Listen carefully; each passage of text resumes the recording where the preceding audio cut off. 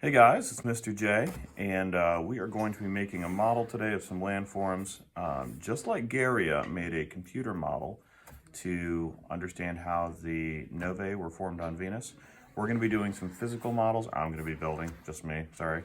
A physical model of what's called a water table, so we can see how water affects land and see if we can learn anything about landforms on Earth and Mars based on our model. All right, I'm just adding some sand to this plastic dish. We're gonna be simulating some landforms using a stream table. I'm gonna fill this up and get it set up.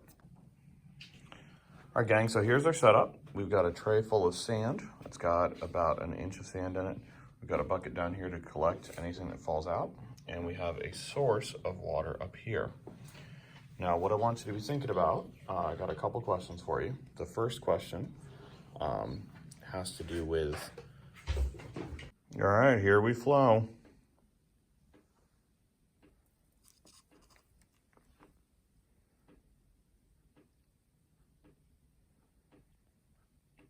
Wow, this is really interesting. I think I'm gonna put some of this in fast forward for you guys because we can do that because we're on the internet. Can't do that in real life, but now here we go. This is a little bit more interesting. This is good, okay. So you're making observations. What shape of the landforms are we getting here? What observations can we make? What's going on? How does water shape the land?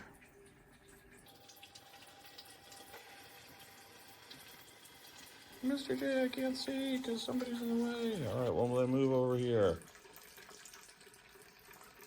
I can simulate having a classroom with you guys too, huh? Some of you have a perspective like this.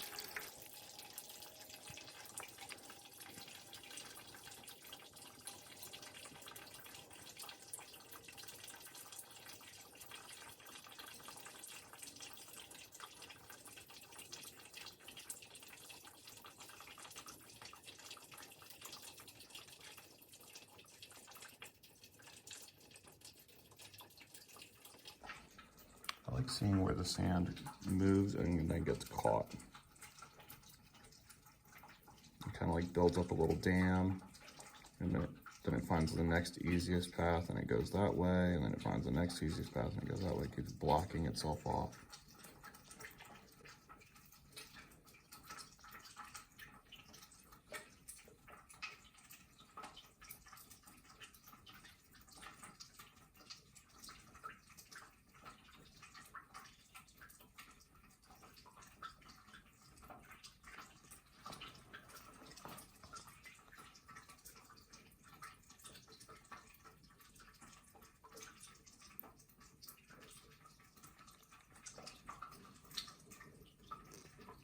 And increase the flow rate just a little bit by lifting the bucket up. All right, so here comes our water.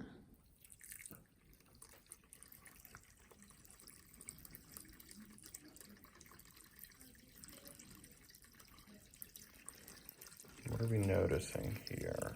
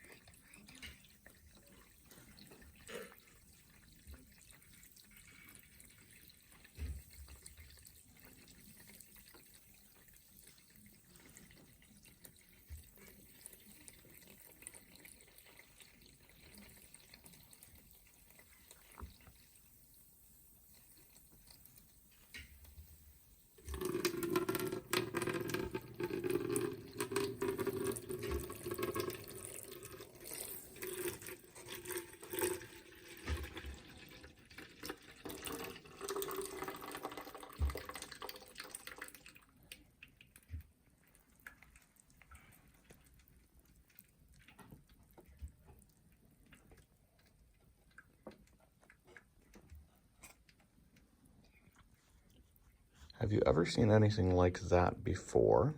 Think about where you might have seen that before. And a question that we're going to be asking is, and I want you want to answer this down in the Google document, is do landforms formed by flowing water remain even after the water has stopped flowing? Do landforms caused by flowing water remain even when the water is no longer there? Think about the shape. Think about the arrangement of the sand. I see a channel. I see several channels. Those are the long, narrow depressions.